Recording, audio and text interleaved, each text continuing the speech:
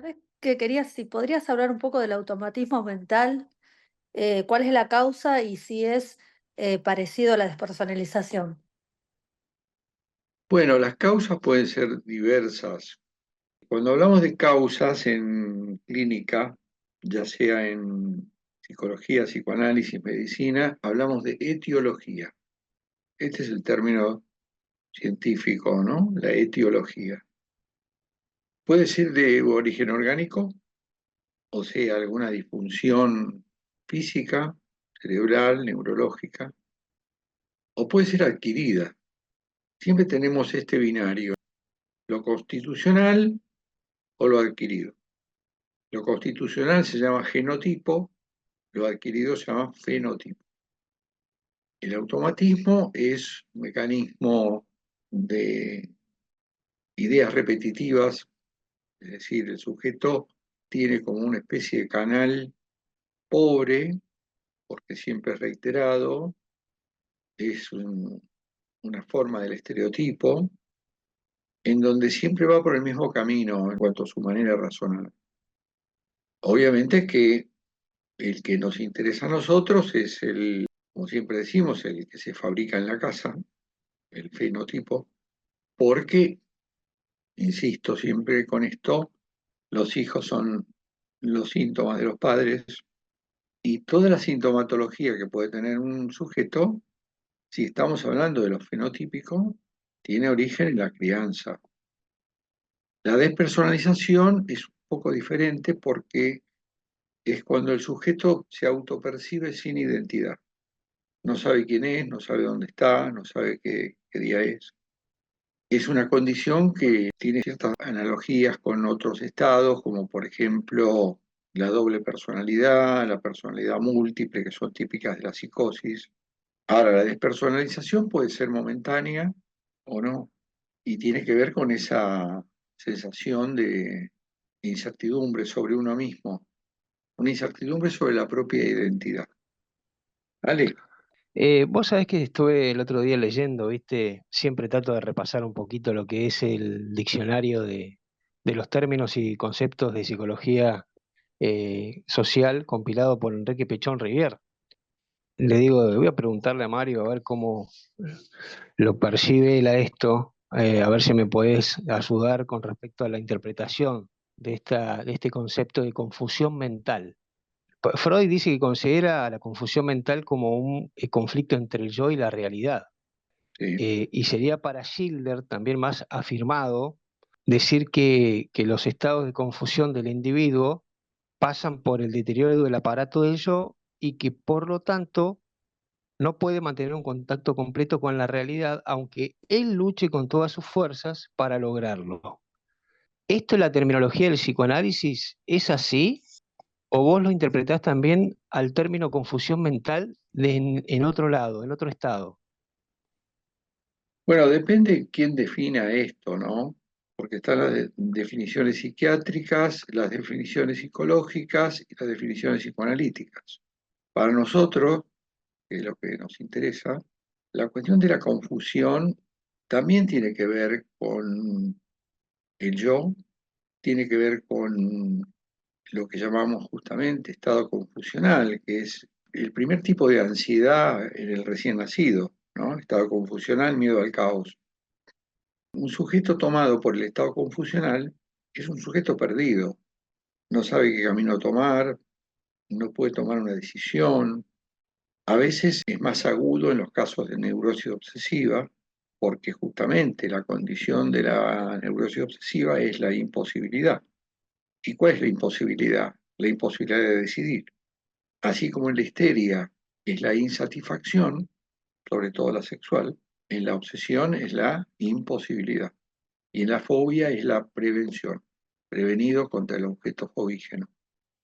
Cualquiera sea la categoría clínica del sujeto, el estado confusional es un retorno al momento del nacimiento, porque lo que prima en ese momento es la ansiedad confusional, que inmediatamente es reemplazada por la ansiedad paranoide, miedo al ataque, pero lo que hay previamente es el miedo al caos.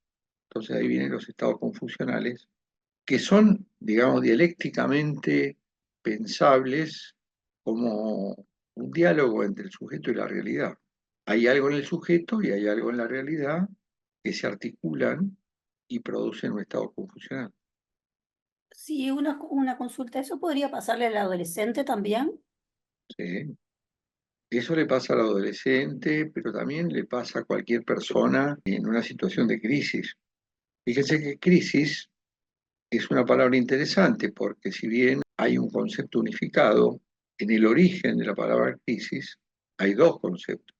Por eso siempre les digo que en chino la palabra crisis tiene dos ideogramas. Uno significa peligro y otro significa máquina. Quiere decir que son dos elementos contradictorios. Hay algo del orden de la amenaza, pero también hay una oportunidad, y ahí está la máquina. Te hago una consulta, ahora que hablaste de crisis, si lo tomamos a ver si me sale la pregunta que te quiero hacer, si lo tomamos desde Lacan, ¿no? Sí, Con los nudos, ¿ahí qué pasaría en la crisis? ¿Qué se desanuda o cómo se vuelve a anudar? ¿Qué pasa ahí?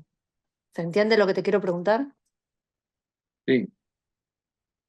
Bueno, se supone que el nudo Borromeo es un nudo inestable, que si bien da cuenta de las tres categorías que atañen al sujeto, porque el Borromeo es el campo experiencial del sujeto, es como la tercera tópica, con la diferencia que incluye tres registros tan entrelazados, de tal manera que si se desata uno, se desatan todos.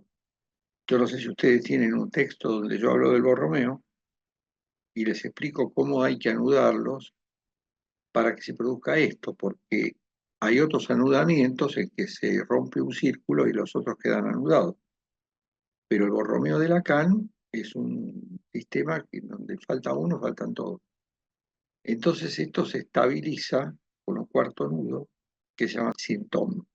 En francés significa síntoma, pero para Lacan tiene una especie de plus. Tiene un efecto estabilizador, podríamos llamarle padre ortopédico, que todos necesitamos, porque no basta con los tres círculos del nudo, imaginario, real y simbólico. Por eso cuando yo les digo al neurótico le falta un golpe de horno, les estoy diciendo, por más que uno sea criado de la mejor manera, siempre falta una ortopedia, porque si no, no haría falta, aunque no sirven para nada, ¿no? No haría falta gobierno, sistema judicial, policía, estamentos de control, y sin embargo hacen falta, porque fíjense que todos estamos en la transgresión. El neurótico tiene un fantasma perverso que siempre está operando. Fíjense lo que está pasando en Corrientes, en donde esto ya es un tembladeral, en donde están todos implicados, todo es corrupto, todo es secreto, todo es mentira. Si el nudo Borromeo funcionara bien, nada de esto pasaría. Sin embargo, estamos todos fallados y entonces hace falta un elemento estabilizador. Esto que vos decís, bueno, lo que pasa en Corrientes es también llenar este agujero, ¿no? Con diferentes versiones y cada uno con su historia, pero a lo que te hablaba es, bueno, estamos fallados todos por el lenguaje, pero cuando se aparecen estas crisis, ¿qué es lo que más qué es lo que se desanuda? Porque si no estaría lo simbólico, irían al acto, ¿no? En la crisis, ¿qué es lo que pasa? ¿El imaginario? ¿Qué nudo es el que se desata o no sé cómo decirlo? Sí. Bueno, justamente el peor escenario es que se caiga lo simbólico, porque por lo menos tenemos que garantizar la articulación simbólico-imaginario, que es el sentido. Cuando eso falla, la cosa pierde el sentido. Entonces ahí el sujeto se desestabiliza. Y como vos decís, cuando se cae el simbólico, pasamos al acto en el peor de los casos, ¿no? Porque también hay, como les dije alguna vez, pasajes al acto que son positivos. Y no por caída del simbólico, sino por la puesta en cuestión de una norma. Cuando vos tomás una decisión que va contra la norma, pero vos sabés que la tenés que tomar porque es lo que hay que hacer, estás pasando el acto, pero no se te cayó el registro simbólico, permaneces en la cadena significante. Y un ejemplo es lo que les conté de Julio César. Hay que cruzar Este, el Rubicón. hay que cruzar el Rubicón. Claro. Que quedó ya como una frase hecha que indica que uno a veces tiene que animarse a cosas que son muy peligrosas, muy riesgosas, pero hay que hacerlo. Estamos en un sistema de leyes cuya base es el lenguaje y el significante, que coarta nuestras pulsiones, porque si estuvieran desatadas todo sería un caos, en el peor sentido del caos. Entonces, lo que es difícil es administrar los equilibrios. Por eso uno de los objetivos del psicoanálisis es manejar lo administrativo. Hay muchas cosas para administrar, los goces sobre todo, los goces, las pulsiones, la relación de las pulsiones y la ley, de ahí en más una serie de categorías secundarias que hacen a la vida de las personas. Bueno, una crisis, nosotros podemos tener crisis, cada tanto tenemos alguna, que podrían o no entrar en la categoría de la Psique de Aristóteles.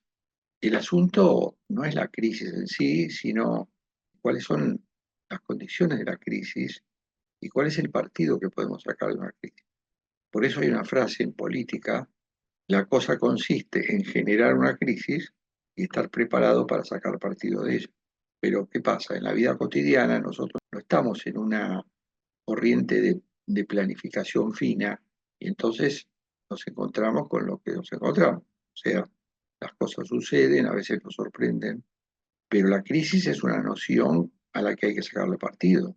Nosotros, por ejemplo, en psicología social y en psicoanálisis también, a veces generamos crisis, sabiendo que es un camino que tiene su costado áspero, pero que es un camino.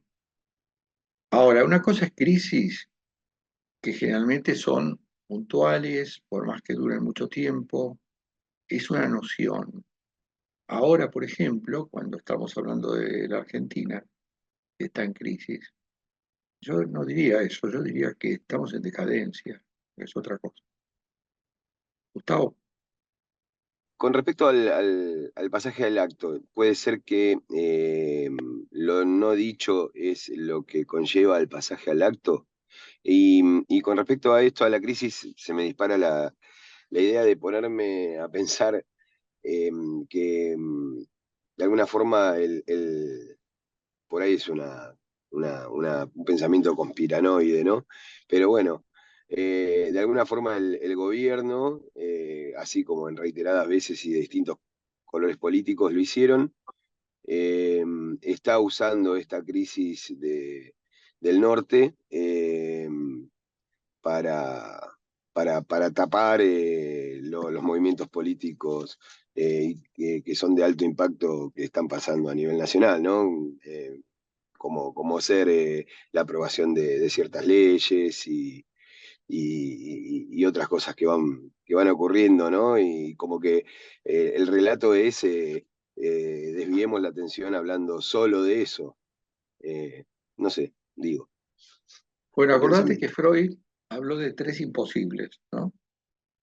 Imposible gobernar, imposible curar, imposible educar. Cuando habló de imposible gobernar, es que es imposible para un gobierno ideal, que todos los ciudadanos se sometan a la ley. Esto es del orden de lo real, es un imposible. La ley está como referencia, pero nunca somos coherentes con lo que dice la ley.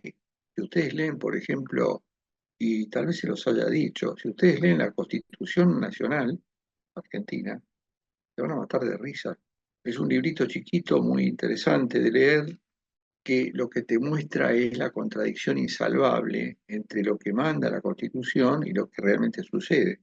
Es imposible que haya un control de todo lo que pasa en el país. Entonces de pronto como decía Maradona, se te escapa la tortuga, ¿no? Ahora pasa en Corrientes, pero eso pasa en todo el país. Hay temas que antes no estaban en la agenda y ahora están, por ejemplo, la trata de personas, por ejemplo, el narcotráfico instalado. Guido, Ahora que estaba hablando de crisis, me quedé pensando que hay varias crisis, ¿no? Económica, etcétera, etcétera, etcétera. Pero a nivel neurológico o mental, ¿La crisis es repentina o viene con una acumulación que van apareciendo de estrés, etcétera? No sé, ¿me entendiste? Sí, las dos cosas. Hay un factor acumulación y hay un factor estallido. O sea, cuando vos acumulas algo, de pronto algo revienta, y ahí se produce la crisis. La crisis es lo que es fenoménica, es lo que se ve, el fenómeno. Pero vino cocinándose. No puede existir de repente, quiero decir, no puede existir así de la nada. Tiene que haber un factor, a eso me refiero. Sí, sí. Tiene que haber una cadena significante previa, para decirlo en términos justos, ¿no? Tiene que haber una serie de acontecimientos donde hay causa y efecto, y después hay el factor acumulación que produce de pronto un estallido. Por ejemplo, vamos a poner un caso de un estudiante de la facultad que tiene que estudiar y no le da la cabeza y estudia, no duerme. Bueno, de pronto se produce un fenómeno que se llama surmenage, en donde el tipo ya no recuerda nada, hay que sacarlo del sistema educativo por un tiempo porque no puede ni razonar. Pero ¿qué vino pasando? Se vino acumulando una tensión y de pronto esto estalla. Es lo que pasa también con las pulsiones. Las pulsiones también a veces se produce un estallido en donde siempre hay un principio, nosotros decimos principio de policausalidad, hay muchas causas para que se produzca un estallido, que puede ser de diversa índole, puede ser situaciones de grupo, puede ser consumo de sustancias, pueden ser exigencias extremas. Por ejemplo, en Japón hay mucho suicidio adolescente por fracaso escolar, que tiene un sistema tan riguroso, tan exigente, que los chicos recurren al suicidio porque además el suicidio está previsto en la cultura japonesa como un acto final, es un pasaje al acto claramente, pero es un ritual que está previsto en la historia del Japón, en la mitología del Japón, Samurai. en el conjunto de ideas de los japoneses, ¿no? Y repentina, ¿me puedes dar un ejemplo de repentina? Pues me dijiste que había de las dos, acumulativa y repentina. No, lo repentino viene a causa de una acumulación, salvo que haya también una causa repentina. Por ejemplo, vamos a dar un ejemplo que no es inusual. Vamos a suponer que hay una pareja en donde hay un apasionamiento muy intenso, están en estado de enamoramiento, en donde uno de los integrantes está en esa nube del enamoramiento, que es un estado enajenado, y de golpe se encuentra con una traición. Ahí no hay un elemento acumulativo, ahí hay una instantaneidad del descubrimiento y después el pasaje al acto, que puede ser un suicidio o un crimen. Jorge, No me ha quedado claro si puede haber dos nudos funcionando únicamente o si al caer uno caen los tres. No me ha quedado muy claro eso. bueno, es una de las incógnitas de Lacan. El nudo Borromeo es un nudo que si vos lo armás de una manera, desarmás uno de los aros y los otros dos quedan enganchados. Pero está hecho de tal manera que cuando se rompe un aro se rompe todo. Porque lo que dice Lacan es que o está todo el nudo o no hay nada. Claro que esto es muy difícil de explicar, inclusive para el propio Lacan, ha tenido bastantes problemas para explicar esto. Por ejemplo, hay un juego que tiene que ver con la topología. No sé si lo han jugado alguna vez. Una persona se ata las muñecas con un hilo y en el medio se pasa otro hilo y otra persona se ata las dos muñecas. Entonces el juego es, bueno, sepárense. Bueno, generalmente las personas hacen una serie de maniobras exóticas y no se pueden desanudar. Pero hay un método por el cual se pueden separar. Y esa separación está demostrando que no había ahí una unión de lazos, sino que esa unión era aparente. Es un método muy fácil para separarse las dos personas, pero bueno, hay que saber hacerlo. Hay una técnica para hacerlo. Bueno, con el nudo pasa lo mismo. Lo que sí es que lo que más importa del nudo es que es justamente cuando se cae el simbólico, que es lo que suele pasar, por ejemplo, en un brote psicótico, o cuando pasa en una falla en el control de la ira, en donde uno pasa al acto, se queda sin palabras, y entonces se produce el desanudamiento de los lazos, o eso puede producir un brote, o puede producir una escena de violencia en donde no hay palabras, sino que hay golpes o lo que fuere. Bueno, Lacan, cuando fue atacado por una condición que se llama afasia, que afecta al lenguaje, y que venía al seminario y lo único que hacía era dibujos desnudos en el pizarrón, y de ahí mucha gente dedujo que el psicoanalista no tiene que hablar, y era que él estaba afásico, tenía un problema neurológico. De hecho, no hablaba en las sesiones, entonces muchos creyeron que no había que hablar en una sesión. Entonces se metió con los nudos, porque Lacan se copaba con novedades, como por ejemplo la topología, una gran obsesión que él tuvo, y de hecho hay millones de nudos que él dibujó, que algunos parecen bicicletas, yo no sé si los han visto ustedes. Yo personalmente no me meto con eso porque para mí es una pérdida de tiempo, ¿no? Es una complicación inútil. Me basta así con que ustedes comprendan en el nudo Borromeo qué significa cada aro, qué significa cada intersección y qué significa el cuarto nudo, que se llama sintón, que todos parecemos necesitarlo, aunque de entrada no, porque es como si dijéramos, bueno, si el nudo está bien armado, es porque el sujeto, si tomamos las series complementarias de Freud, es que fue bien formado, tiene un factor disposicional adecuado para enfrentar cualquier factor desencadenante. Pero esto en el fondo no es así, porque todos rengueamos de alguna pierna, ¿no? Por eso Lacan dice, hace falta un cuarto nudo, que sería una especie de ortopedia, para que el nudo borromeo como tal adquiera una mayor estabilidad. Me gustaría meterme con los emergentes para que no queden para la próxima. Uno es este, ¿cómo diferenciamos el deseo del goce? Bueno, deseo y goce son elementos opuestos. Ustedes han visto en un gráfico que el goce es permanente y va para satisfacer otra permanencia que es la pulsión. Bueno, la pulsión es la fuerza motriz del deseo.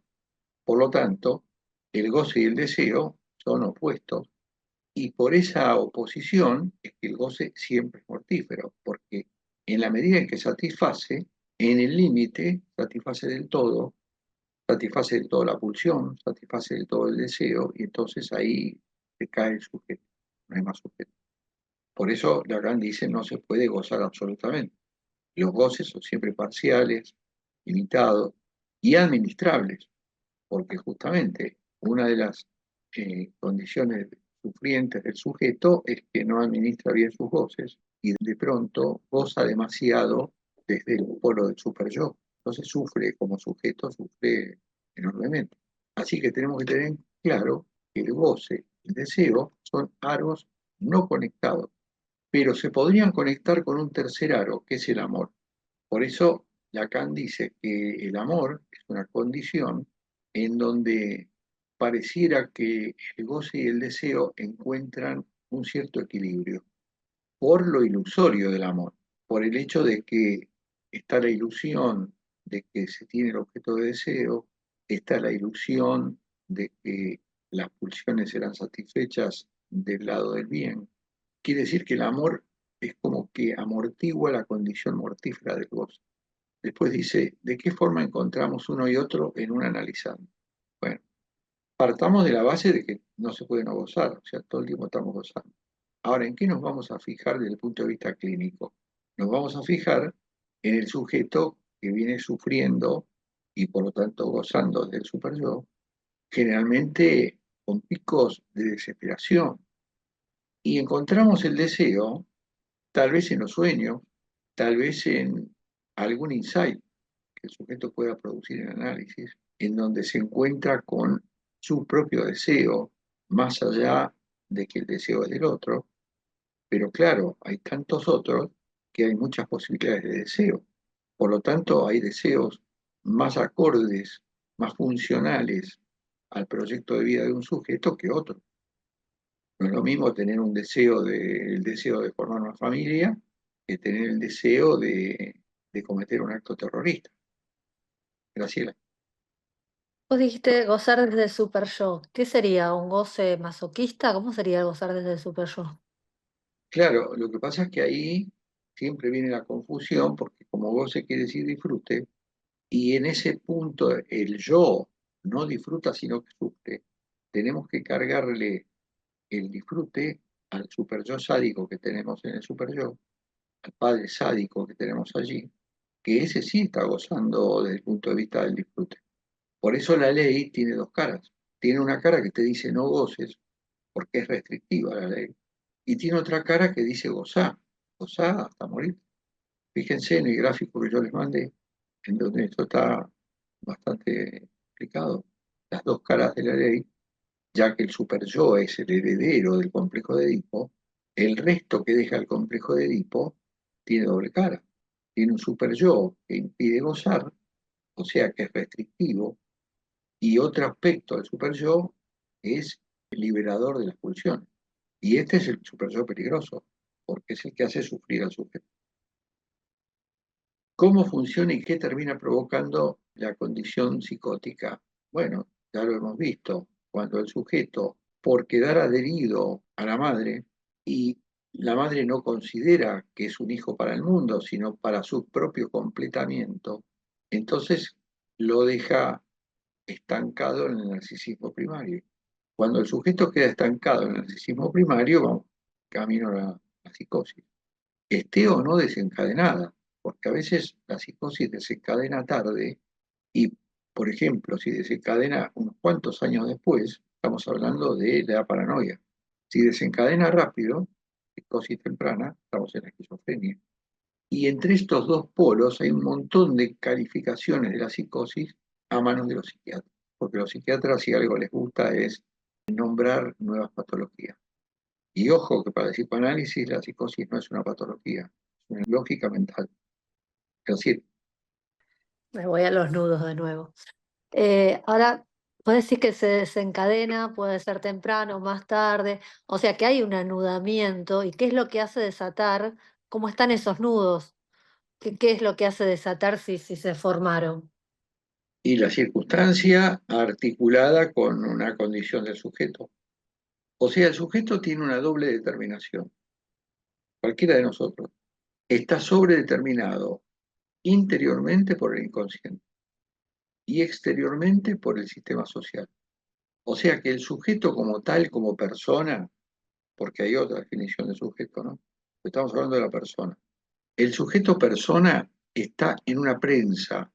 De un lado tiene el inconsciente que lo sobredetermina y de otro lado tiene el sistema social en el que está inmerso, que es exterior. Bueno, esa prensa condiciona al sujeto y produce en él sus conductas, sus ideas, sus sensaciones, sus fantasías, su estructura clínica, sus deseos. Cuando esto empieza a fallar porque se desequilibra, porque de alguna manera empieza a predominar una condición sobre la otra, y se produce una eclosión en donde podríamos decir que se rompe el nudo o que el sujeto se brota, por ejemplo. Recordemos esto, que estamos sobredeterminados doblemente. Claro, yo lo articulaba con el caso Schreber, ¿no? Que fue una persona que funcionó durante su vida, fue un profesional, y lo que supuestamente lo desencadena es este puesto, ¿no? Que él no puede sostener. Ser Claro, por eso digo, ¿no? Ahí debe haber un nudo mal formado, más débil, no sé cómo llamarlo, ¿no? Que desencadena determinado acto, porque él claro. funcionó en su vida normal. Sí, justamente era una psicosis no desencadenada y se desencadena porque él es nombrado presidente de la Corte Suprema. Entonces no queda nada por encima de él, en su caso particular. Entonces se brota mal. Schreber tuvo varios brotes. Perdóname que te interrumpa, hay que esto que dijiste no queda nada por encima de él y me viene como que no hay un padre, no hay un Dios, no hay nada, Claro, ¿no? sí, sí. Bueno, justamente en el delirio, que es la restitución psicótica, es el intento de volver a una normalidad, pero deformada por el delirio, aparece Dios. Y él es la mujer de Dios, con el cual está unida por nervios por los cuales circulan palabras, y de esa unión va a surgir una raza superior. Fíjese que después vino el nazismo. Ahora, el padre de Schreber, que fue un científico reconocido en Alemania, y hay instituciones que tienen su nombre, era un tipo tan riguroso que se pasó de ley, sobre todo con el hijo. Al hijo le fabricó un arnés de fierro para mantenerle el cuerpo derecho. Lo torturó con eso durante años. Claro, lo psicotizó por exceso de ley. No solamente se psicotiza por exceso de amor y falta de ley, sino también por exceso de ley. Él se sostuvo en la ortopedia de la familia, la ortopedia de la universidad y la ortopedia de la profesión, hasta que escaló al punto máximo de la pirámide. Ahí se brotó, claro, porque no había nada por encima de él. Se tuvo que inventar un Dios del cual él fue su mujer. De ahí es cuando Freud deduce que en toda paranoia hay un rasgo de homosexualidad. Y una especie de silogismo que arma Freud alrededor de esto, dice, hay distintos niveles de discurso. Primer discurso paranoico es, él me odia. Segunda línea, debajo de la primera, yo lo odio. Tercera línea, yo lo amo. A ese otro, que es como yo, en el caso de Schreber, otro hombre, pero también en la posición femenina ocurre lo mismo. O sea, distintas traducciones de el otro me odia, que es la paranoia, ¿no? El otro me persigue, que termina siendo yo lo amo. Ahí está la condición homosexual de la paranoia. Bueno, hay algunos emergentes más actuales que dice profundizar sobre caída en la inmediatez. Esto es dialéctica. Bueno, hay una tercera ley dialéctica, recordemos todas, ¿no? Unidad y lucha de contrarios, cantidad que deriva en calidad y negación de la negación, o tesis, antítesis y síntesis. Esta tríada final la planteó Marx. Entonces, cuando la unidad y lucha de contrarios evoluciona hacia un salto cualitativo y se produce la negación de la primera negación, o sea que se llega a una síntesis, ahí se produce lo que se llama caída en la inmediatez. O sea, se frena el proceso porque yo me encontré con la síntesis. Después empieza otro proceso dialéctico de nuevo, otra espiral. Pero caída en la inmediatez es ese punto en donde yo llego a la síntesis, que es un instante, porque después empieza otro proceso. La dialéctica no para, pero hay una sensación de llegada que Marx le puso este nombre, caída en la inmediatez. ¿Se entendió el concepto? ¿Puede ser un lapsus eso o no tiene nada que ver, la caída en la inmediatez? No, la caída en la inmediatez es, si querés, un insight, ¿no? O sea, un momento de darse cuenta. Vos pegás vueltas de espiral, vas pegando saltos cualitativos y en determinado momento llegás a una comprensión. Eso es la síntesis que llamamos caída en la inmediatez, porque es como que todo el proceso queda atrás, queda anulado, porque yo llegué a la síntesis. Me olvidé de la tesis y me olvidé de la antítesis. Llego a la síntesis. Ahora, ahí empieza otra cosa, porque esto nunca para. Pero hay que definir ese momento de llegada a la síntesis con ese nombre. Y la palabra te lo dice, caída en lo inmediato. O sea, esto que yo vine buscando y por lo cual trabajé y trabajé y trabajé, bueno, finalmente llegué, entendí. Yo doy en el texto, por ejemplo, el ejemplo de un chico frente a un teorema, tesis, antítesis. El chico no lo entiende, le da vueltas, le da vueltas, le da vueltas hasta que finalmente lo comprende, ese punto es de síntesis, caída en la inmediatez. Después vendrá otro teorema. Bueno, gente, nos vemos la próxima.